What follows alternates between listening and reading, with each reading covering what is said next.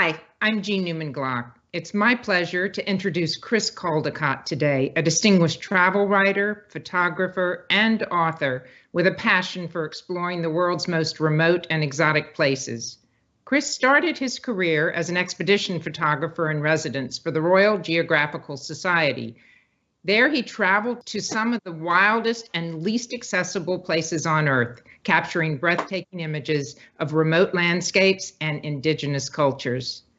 He has since become a prolific author, lecturer, and freelance photographer, writing several books on travel, global cuisine, and the spice trade, which particularly interest me. With 133 countries under his belt, including 79 trips to India alone, Chris really is a true expert in the art of travel, and he now curates and hosts authentic local cuisine and creative photography tours around the globe. I can't wait to learn more from a true expert and truly magnificent photographer and author. Good morning from outside Washington, D.C., Chris, or should I say good afternoon? Where are you? I am at my house in Windsor, Hampshire, having just returned last night from a 2-month trip to India. So it's feeling a little bit chilly at the moment, although the sun's shining, which is a good sign. Oh, well, thanks for joining us so soon. I was following you on Instagram and your trip looked, absolutely. And your trip looks wonderful. And I look forward to following all your future ones there. Good. Hate to be trite, but let's start at the very beginning for our viewers. Tell me about your family history. Where were you born? What got you interested in travel? Well, it's quite interesting. My father's family are a Dublin family, and his grandfather was the famous artist James Ward, who painted all the murals in Dublin City Hall and was the principal of the Metropolitan School of Art and Design in Dublin and an assistant to Frederick Leighton. Now, in 1920s, after Ireland was partitioned, the entire family left Dublin and went out to live in the colonies. They were on the wrong side of the border. And so they scattered all over the world and all fell out of touch with each other. My father's part of the family went to Africa, and he grew up on a tea estate in the Chimani-Mani Mountains between Mozambique and what was then southern Rhodesia. So he had a completely different life from the one of his family in Ireland. And he didn't didn't leave Africa until he was about 19, 20, when he came to England. And he was sent there by his family to go to Cambridge University to do a degree in agricultural science so that he could go back to Africa and put some new skills and knowledge into the family business, the tea estate. However, he met my mother while he was in Cambridge, and she's her heritage is a strange mix. She's a mixture of Pied Noir Tunisian, New Jersey bigamist, and Isle of Wight. I love it. Yeah, so her New Jersey grandfather, the bigamist, had a complete family in New Jersey, as well as his French-speaking wife in Tunisia, who was my mother's grandmother. Once the bigamy was exposed, she left Tunisia and went, for some reason, to live in the Isle of Wight. And her daughter, my mother's mother, then married one of the big families in the Isle of Wight. So it's all got a bit mixed up. Anyway, they met at a rugby club dance in Cambridge. And instead of going back to Africa, as he was supposed to, my father took a job with an American multinational in New Jersey, of all places, as a scientific advisor. And he was then posted to England, which is where I was born. So I could easily have been born in Africa or America. I could have been a US citizen and a Zimbabwean. I just happened to be born in England. You were born a world traveler, I think. I certainly didn't expect that kind of history when you asked someone. No, it's unusual, but I quite like the fact that it's a bit random. And then I grew up in London. I went to an American international school. So I was playing basketball and baseball rather than cricket and rugby. So and all our holidays were either in Africa or Europe. So I didn't particularly engage with England and all feel particularly English because I was studying the American curriculum. And then I didn't really see anything of England until a lot later in my life, because you get stuck in London. London has everything you need, and if you don't have any family or job or reason to leave the city, it's very easy just not to see anything else. But anyway, I do know England a lot better now. Oh, I think you were born to the career you chose, but I was shocked to read, and my next question was what got you interested in photography, but I was absolutely shocked to read that you're colorblind. Yes, I'm completely colorblind, very badly colorblind. In fact, these new glasses came from a meeting I had with a famous optician on the Viking cruise to Antarctica on the Polaris. And I went and had a very thorough eye test in one of his labs. And I've got the worst kind of colorblindness anyone can have. So I'm very colorblind. And I actually went to art school because I wanted to do a foundation before I applied for my photography degree. And they were very cross when they found out I was colorblind, because you're not supposed to go to art college if you're colorblind. But I could do black and white photography, which is all I wanted to do anyway. So it actually worked out very well for me, and even more put me in the direction of photography. Well, from your photos all over the world, but particularly India, where the colors are everything you could I think that's why the primary colors of India really appeal to me, because I can see them. You know, they're the colors I can see. So I think that's one of the reasons I enjoy photographing this so much, because there's so many vivid yellows and reds and blues, which are the colors I'm okay with. It's the subtle ones. I'm no good at nature. That's fascinating. I didn't even think of that, but your pictures, of course, are magnificent. Well, backing up a little, when did you first start taking photos, and your training, or how did you break into the industry, even for your first job with the Royal Geographical Society? Well, funny enough, I think that my earliest inspiration to want to be a traveller was a birthday present as a child of the Geographical magazine. That inspired my ambition to find a way of making the rest of my life one of travel, because I read every copy from cover to cover, and I was just enthralled by all these places around the world that looked so exciting to photograph and visit. Also, because we went childhood trips to Africa every Christmas and Easter, I'd sort of had a sense of the adventure that waited in that continent, with all the elephants and lions and things. And then because my parents had never lived in Europe, they were fascinated by it. And we did these long random car journeys all around Europe, including some unlikely destinations like Croatia and Slovenia, which were then part of Tito's communist Yugoslavia. And we, in August of 1968, we found ourselves in Prague the day the Russian tanks moved in to crush the spring. And I got my first taste of adventure travel, which has stayed with me pretty much. So that was the beginning of the travel. Then travel was what it was all about. I just saw photography as a way to create a career that would involve lots of travel. So I chose photography to be a passport to a traveling life.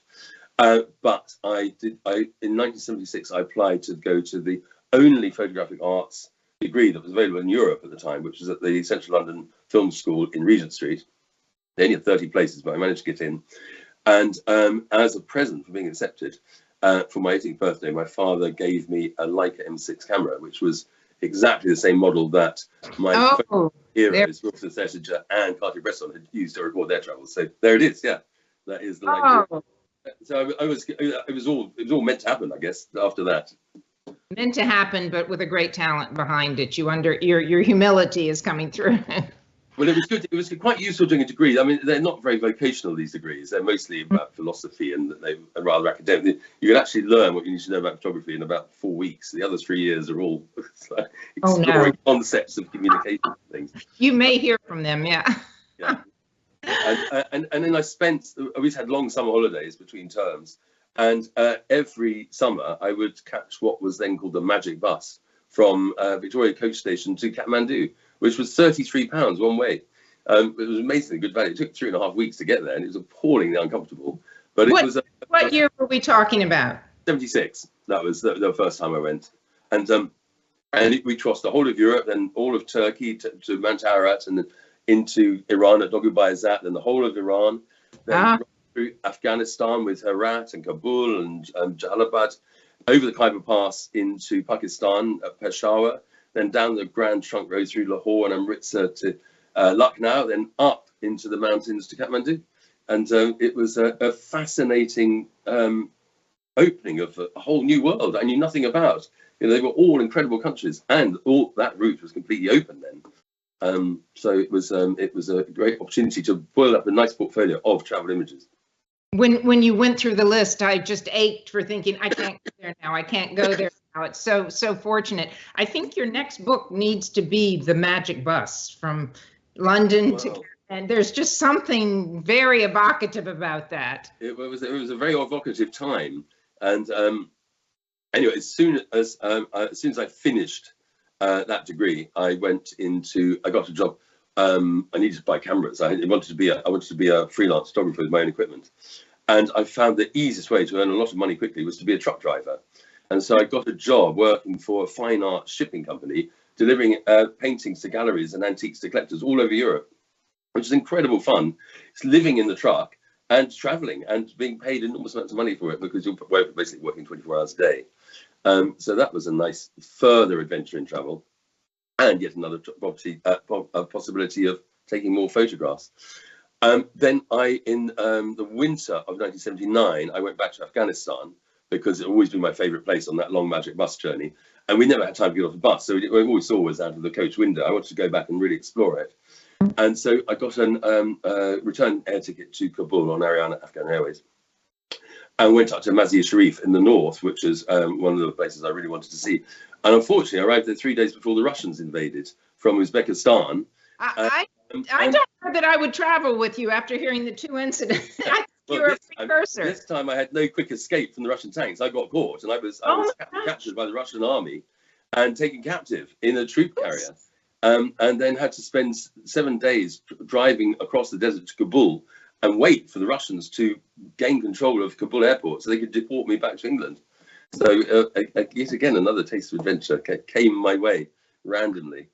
Random, but two incidents that are very, very significant. And I was able to sell photographs that I took there to the press when I got back, because I was there when the invasion happened, which, although I quickly realized I didn't want to be a war photographer. I didn't, combat zones aren't my kind of thing at all.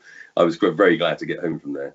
Either a war photographer, or they're going to start sniffing, thinking you're an intelligence. If you're everywhere, something happens in this country, you work for the CIA. Well, when the manager from the hotel came up to our room to tell us the Russians invited, because of course we had no phones or anything in those days, and he said they'll be here by tonight. We said, what should we do? And he said, I recommend you stand on the street with your arms up, your hands up. They might think you're a spy and shoot you. So we did, literally like comic book characters, stand with our hands up in the street and wait to be arrested. Anyway, because of what happened in Afghanistan, and also the Islamic Revolution in Iran, which happened earlier that year, that whole overland route just closed down completely. And suddenly all the photographs I had of it had an archive value, because they were a documentation of something no one could ever do again. And I was offered very nicely a exhibition of those photographs at the Royal Geographical Society in London, which is the first time I really knew anything about it. And it was a great honour to have an exhibition in their hall. And by pure chance, while the month that my exhibition of photographs was up, they had a big expedition leaving for Brazil to a place called Ilha de Maracá in the Amazon rainforest, and were looking for a photographer. And so they offered me the job. And as at the time, I didn't have a job. So I went to Brazil for a year, working with the RGS.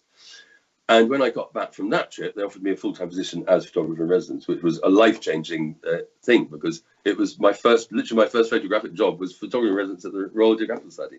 I dare say you were probably one of the youngest they had ever hired in that position, if not the youngest.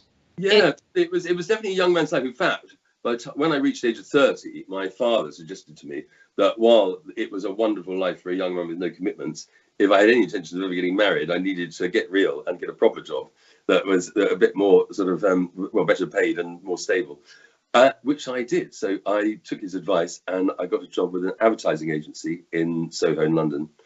And they're called Connell Main Stevenson. They just landed the account with the Indian Ministry of Tourism to produce all the promotional material for encouraging travel to India, for all the big train stations and the undergrounds and everything.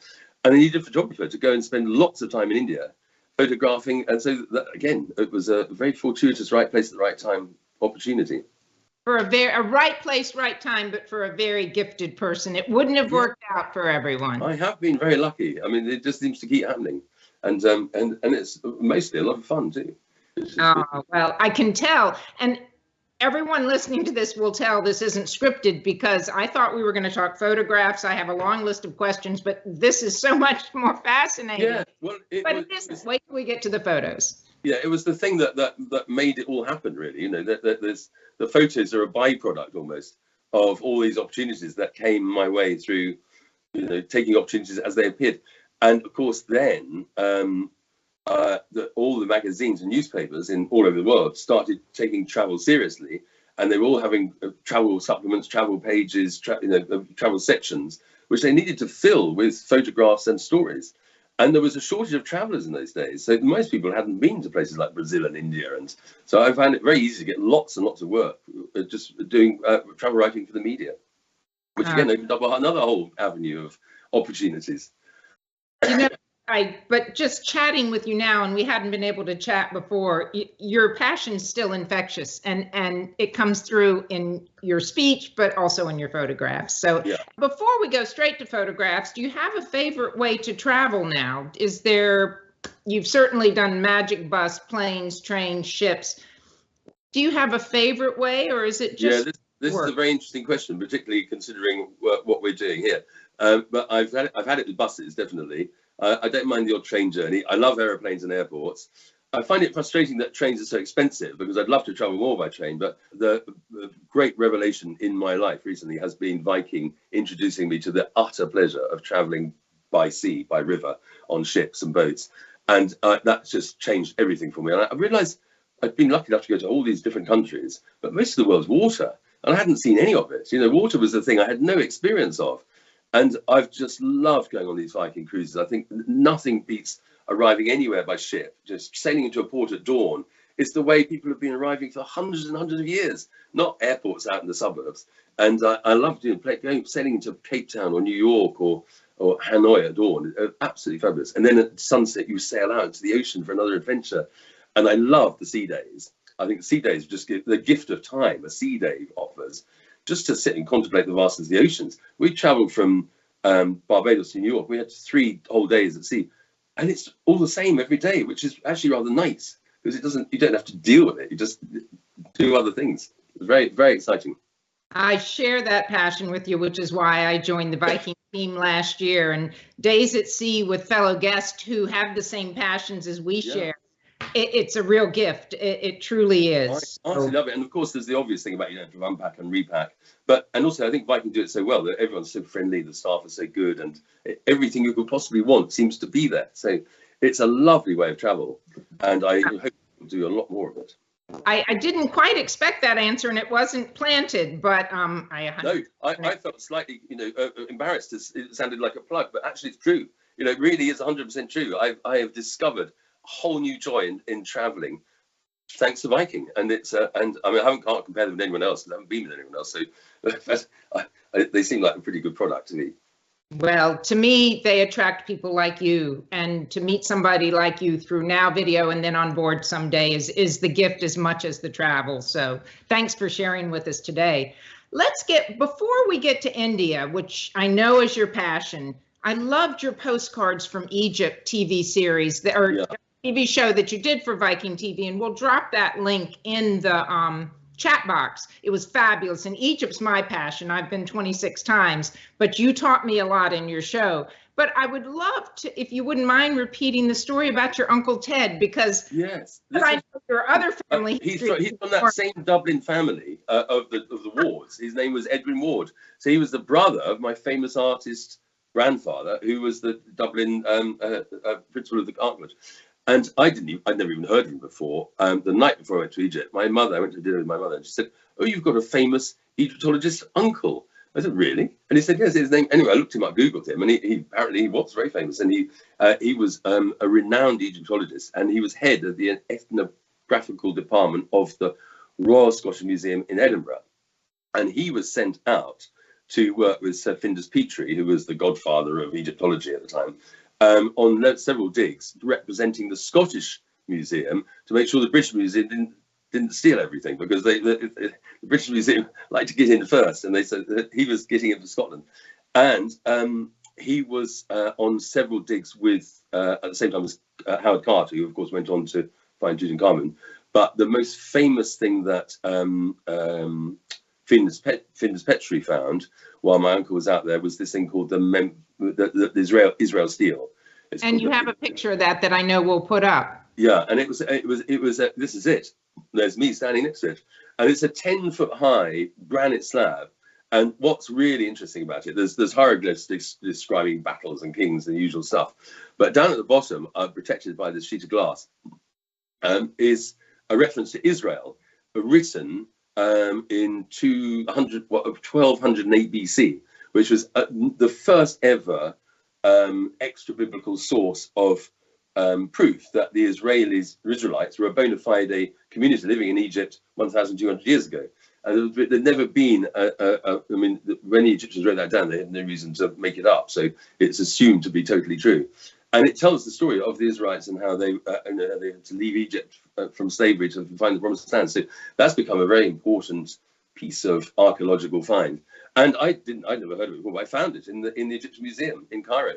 And in the original one in Tahrir Square. In Tahrir Square, yes, exactly. I mean, it was on a pallet ready to be taken to the gem, to the Grand Museum, which seems to never open, despite having 15 missed opening dates. That could be the whole show. When is Jim going to open? Yeah.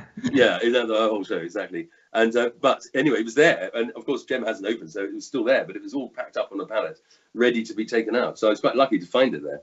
That is huge, and I now expect to see something about it in the International Court of Justice in The Hague someday, when they're still dealing with Middle East boundaries and all that. We won't get into the politics there. No. You were also on the Viking cruise with Lord Carnarvon's grandson. Yes, I did. After our time in Cairo, where I found the stele, we then joined Osiris on its maiden voyage down the Nile in a fantastic time of the year. We went in August, and it was over 50 degrees every day. But Egypt can do that because it's dry heat. And if you're on a ship, on a boat, riverboat, you've got the breeze. And it was lovely. I thought it was a really nice time to go. We had all the sites to ourselves because there was no one there. We went to Dendra, and we had that all to ourselves at the Temple of Hathor, and we went to Karnak and all the usual places. And yes, that's the Dendara temple. Very few people go there. Did you see Cleopatra and Caesarion? The only depiction of Caesarions, their son by her son. Yeah. Oh, I saw that and I was so jealous. I haven't been, but very few ships go. And there's a lovely depiction of the story of Osiris and Seth and the whole legend with Isis and all the extraordinary stuff that went on in ancient Egypt. So it was very interesting. And we got to go hot air ballooning, which was brilliant. Never done that before in the Valley of the Kings. I saw your pictures. It's stunning. You go across at 3 o'clock in the morning and you arrive in the pitch black on the west bank of the Nile. And you can't see anything because it's dark, but all around you are these incredible sounds of balloon canopies being filled with hot air, because they fill them first with hot air to inflate them a bit, then they light the fires underneath. And suddenly the whole desert comes alive with lit up balloons. It's absolutely amazing. And then you get in them and drift off into the silence of the air. I'm so jealous. Let's go back together. I think we both need to go back. I will never tire of Egypt. In fact, I've got the next food and photography tour I'm doing is of Egypt, so I'm taking a whole group there to. Oh no, you might have. I'm trying to take them slightly off the beaten track, so we're going to Alexandria. I think Alexandria is one of the best cities of the whole Mediterranean, and everyone ignores it because everyone goes to the pyramids and the Nile. Alexandria is one of the greatest cities in the world, and it's almost untouched by time. You can dive some of the ruins now there that were Cleopatra's palace. So, I'm jealous. Enjoy. And also the Nile Delta. Nile Delta is fascinating. And again, no one goes there. But there's beautiful medieval villages all along that Nile Delta, which are very accessible from Alexandria. So what a fabulous trip. Well, it's a land trip, so we'll advertise it here too. That just sounds fantastic.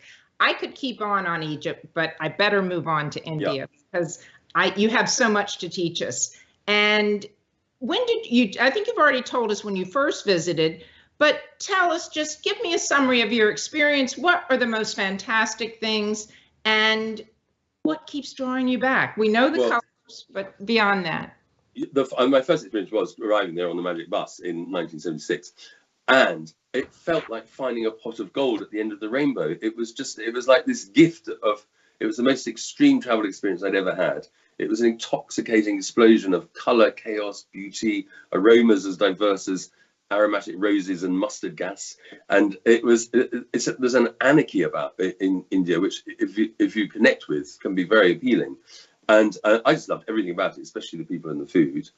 And it offered a strange and unique version of life no one had ever told me about. I'd never been anywhere like India. I mean, Afghanistan and places were exotic, but India's in another league altogether. So I was very happy to return there at every opportunity, which is why I've been so many times. What's interesting is that the first time I went to India in 1976, it had exactly half the population it's got today. I've just been there for 2 months and traveling around, and I did everything I'd never done before. It's still full of new adventures that you can have. And so it'll never run out of things to offer me, I don't think. But and I like the new India. The new India, the old India's gone now. The really unique one that was there in the 70s when India was completely cut off from the rest of the world. But the new India is very exciting too, with all the cyber cities and the new wealth of the country, really. And it's a complicated place. It can be challenging at times, and I've had some bad experiences. I've had several accidents that have put me in hospital, and Indian hospitals are an experience. Usually a good one, depending on where you are. And I spent 3.5 weeks in an Indian jail for a passport violation, or a visa violation. It's quite interesting that in a country like India, where there are extremes of deprivation and poverty, they have to make jail worse than the worst possible freedom. And when you've got freedom outside jail, which is pretty bad, they have to really deliberately make the jails pretty medieval places, which was I was glad to get out of. But even inside prison, all the other prisoners were really nice to me. They shared their food and their good humour and looked after me, so it wasn't all bad, which is usually what I find in India. However grim it might seem, it usually comes good in the end if you give it time. You describe it so well, and in fact my next question was, have you always been a writer as well as a photographer? But hearing you describe India, whether you were writing it down or not, I love the anarchy of India. It's unique and intoxicating, and it's the people are just amazing. I mean, I've been hosted by Maharajas in palaces. I've stayed in some of the most stunning hotels anywhere in the world. I've had close encounters with tigers, ridden camels across deserts, elephants through jungles. It swum in the Arabian Sea and the Bay of Bengal, and it's just full of mountains and everything that you can. It's a continent, really, a subcontinent. And the difference between the food and culture and language of somewhere like Kerala compared to Kashmir is the same as Greece compared to Finland. So, there's as much variety of food, language, and culture as you get in the whole of Europe, which makes it a really good place for doing food tours, because you can do regional cuisine on journeys, which is quite fun.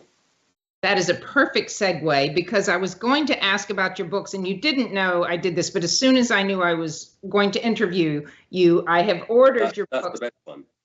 Well, I find the spice trade, to me, defines cultural heritage throughout the world. And I read your book and I thought he agrees. The spice trade tells the story. But wait, I want to show 2 more before I give you the floor back. This one, my grandchildren absolutely adored. And it's designed for children, that one.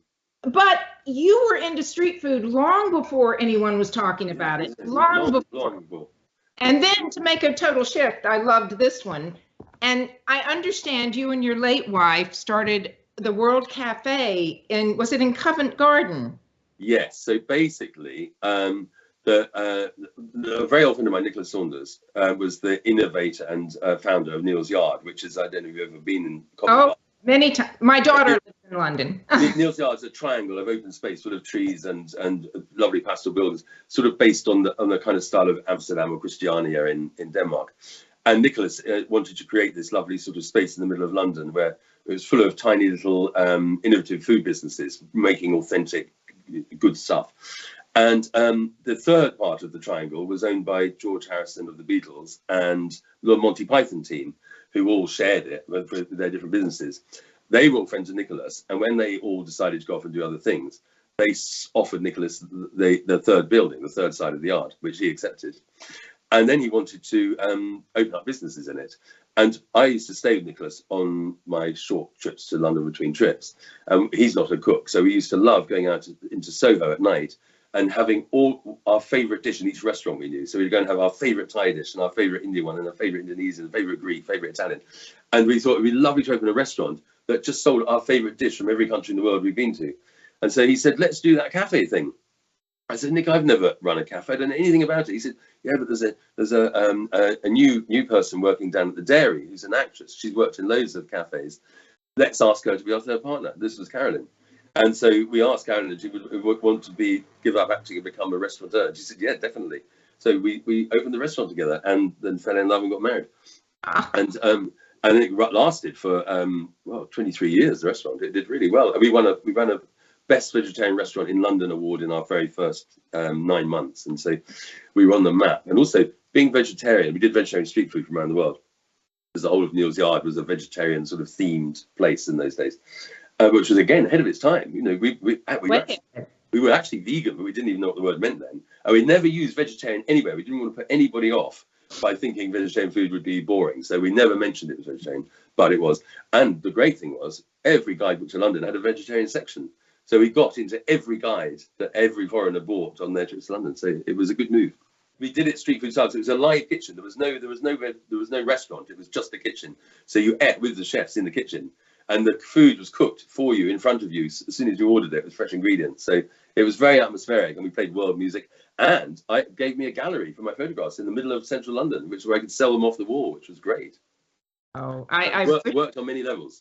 It sounds brilliant. And again, way ahead of its time. I would say when you retire, why don't you do it again? But I don't want you to ever retire. You're sharing too much wonderful things with the world. How did you collect so many unique recipes in your books and for the World Cafe? I mean, these are very family, personal recipes, I think. Yeah, they're all from people we met along the road, really. Some of them are literally from the people making and selling the street food. Others are from the houses of people that we met and got invited to go back and dine with. Some are from traditional restaurants, and some come from extraordinary circumstances. For instance, the biggest selling dish we had every year in the World Cafe was a West African groundnut stew. There's not many West African restaurants in London, so we had there are lots of Mexicans and Indians, but West African was unusual.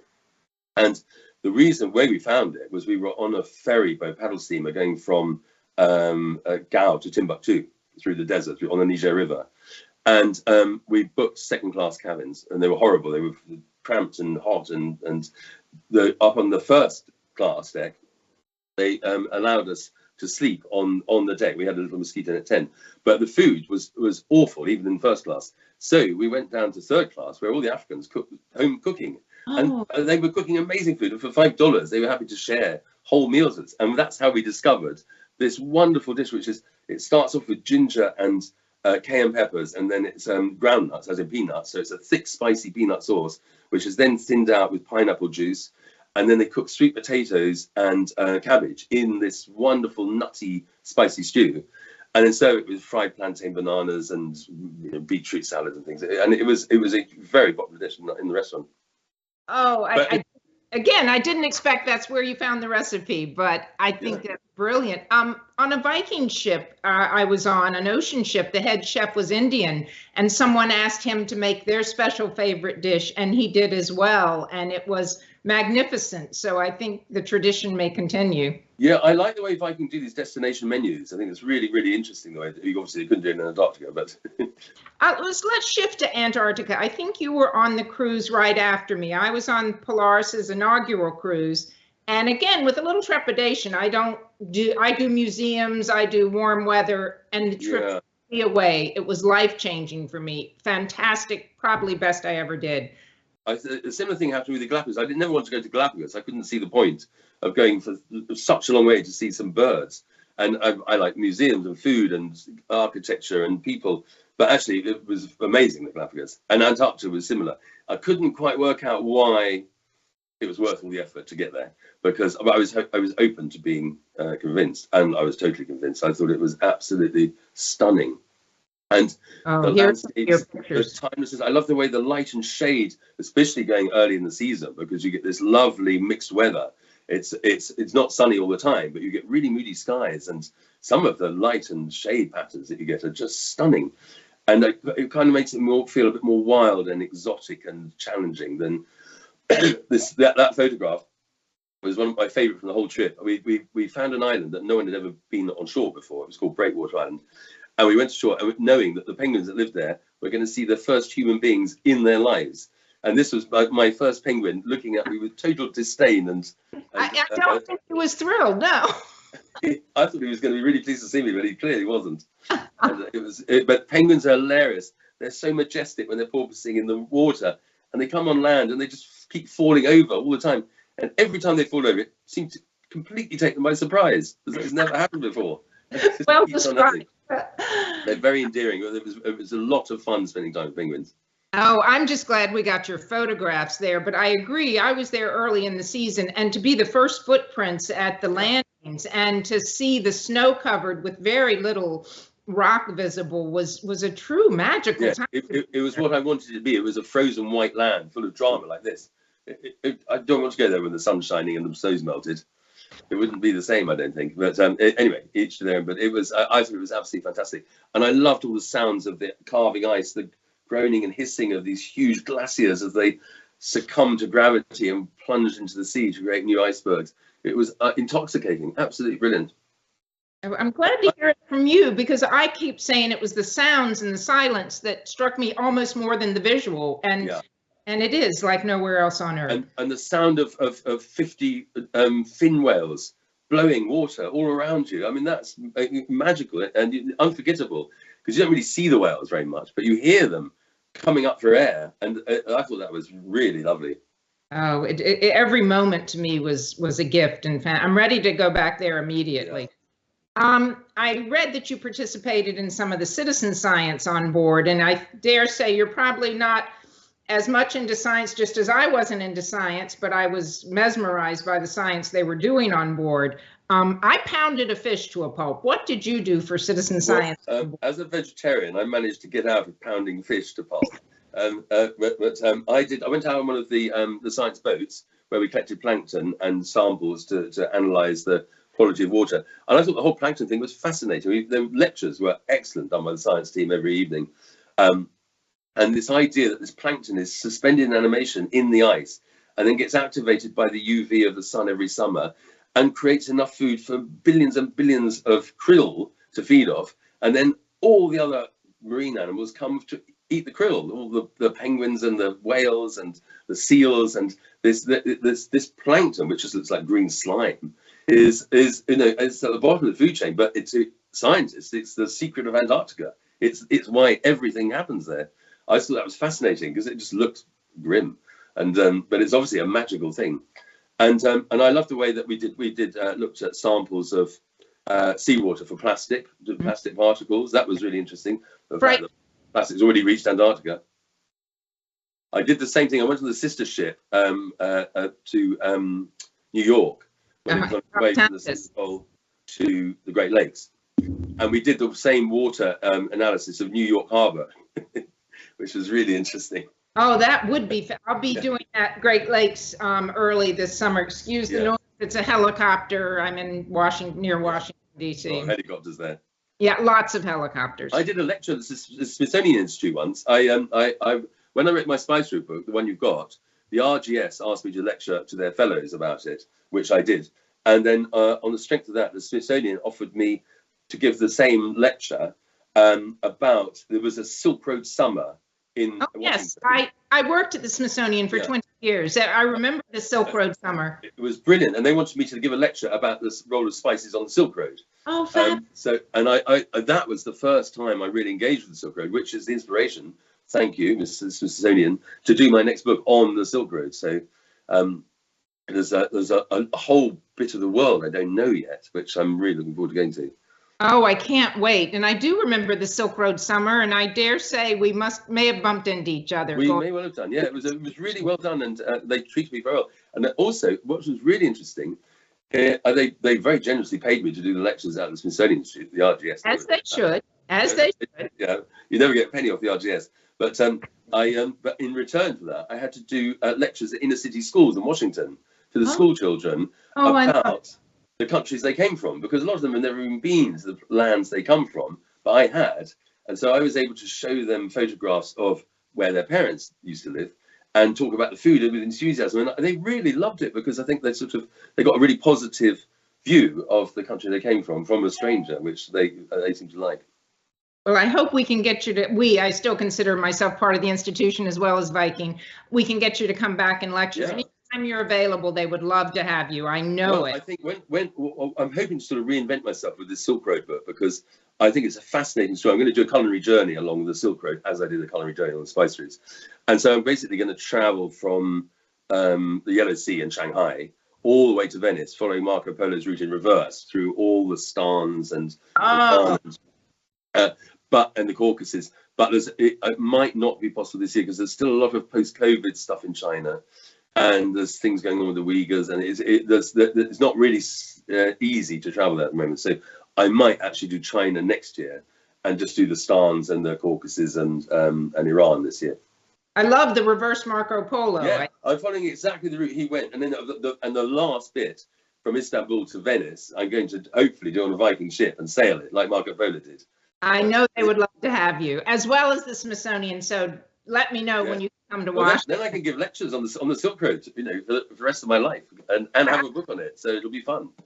I think you're going to reinvent yourself 10 more times after that. Hearing your life story, I have no doubt. My last question was on your next book, which you've described so well, and it's exciting to hear. Is there anything else you'd like to share as we wrap up, either about your new book, your travels, or that you just think would inspire those listening Viking potential? When we sold the restaurant 10 years ago, my wife always said that she'd sell it when she was 50. She didn't want to be running a restaurant after 50.